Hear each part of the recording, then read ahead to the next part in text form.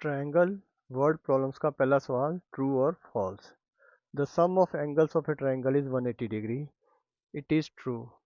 तीनों एंगल का जो जोड़ है वो 180 होना चाहिए। The triangles have two obtuse angle. Obtuse मतलब 90 से जो ज़्यादा होते हैं। अब अगर हम 91 भी मान लें तो ये 182 बन जाता है, जो कि फॉल्स है। The an equilateral triangle is also isosceles. Equilateral उसे बोलते हैं जिसकी तीनों साइड्स बराबर होती हैं। आइसोसेलेस उसे बोलते हैं जिसकी दो साइड्स बराबर होनी चाहिए। तो ये कंडीशन इस पे पूरी हो जाती है क्योंकि दो साइड्स तो बराबर हो ही गई, तो ये ट्रू है। In a triangle three angles are 2x 3x and 4x, find angles. तो ट्रायंगल के तीन एंगल 180 के बराबर होने चाहिए। तो इन तीनों एंगल को 180 के बराबर कर देते हैं। तो ये बन गया 4 3 7 2 9, 9x is equal to 180 degree. तो 9x is equal to 180 divided by 9, तो ये हो गया 20 डिग्री। x बन गया 20। तो एक एंगल होगा 2x, तो ये बन जाएगा 20 इंटू 2, ये हो गया 40। दूसरा है 3x, 20 इंटू 3, ये हो गया 60 डिग्री। तो ये 4x, ये हो गया 20 इंटू 4 यानी कि 80 डिग्री, और इन तीनों का जोड़ 180 बन जाता है। In an isosceles triangle the vertex angle is 40, find base angles. किसी भी आइसोसेलेस ट्राइंगल में जो दो बेस एंगल होते हैं वो दोनों बराबर होते हैं, और वर्टेक्स एंगल तीसरा एंगल होता है।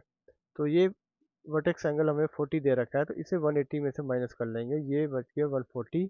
ये दो जो बेस एंगल है उसके बराबर है, तो इस 140 को 2 से डिवाइड करेंगे तो दोनों बेस एंगल निकल जाएंगे 70 डिग्री और 70 डिग्री के। ये दोनों बेस एंगल्स हैं।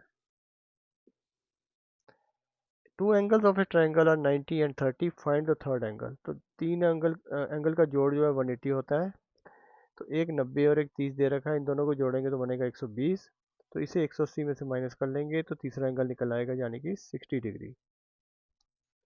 Can a triangle have two right angles. दो राइट एंगल मतलब एक राइट एंगल 90 डिग्री का होता है तो दूसरा भी 90 का होगा, तो ये 180 बन गया। तो तीसरा एंगल नहीं बनेगा। तो ये तीन एंगल होने चाहिए ट्राइंगल के लिए, तो ये इसका मतलब है no. Can a triangle have two obtuse angle. वो भी नहीं बनेंगे क्योंकि वो राइट एंगल से भी बड़े होते हैं। अगर 91 भी मान लिया जाए तो ये 182 हो जाएगा, तो ये भी फॉल्स है। If two angles of a triangle are equal, what can you say about the sides opposite to the angles?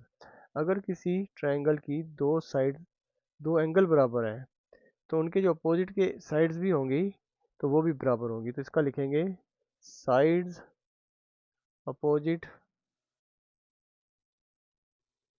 To the equal angles are also equal. In a triangle, one angle is greater than the sum of the other two angles. Is it possible?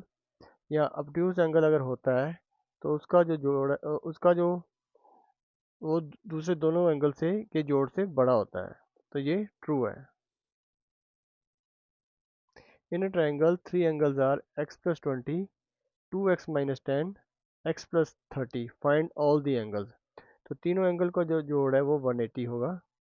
तो इन तीनों को जोड़ेंगे और 180 के बराबर रख देंगे। तो ये हो गया x plus 20, 2x minus 10 plus x plus 30। तो ये बन जाएगा x 2x 3x 4x। ये हो जाएगा 30 प्लस 20 50 माइनस 10 40। ये हो गया 180। तो 4x 180 माइनस 40 यानी कि 140।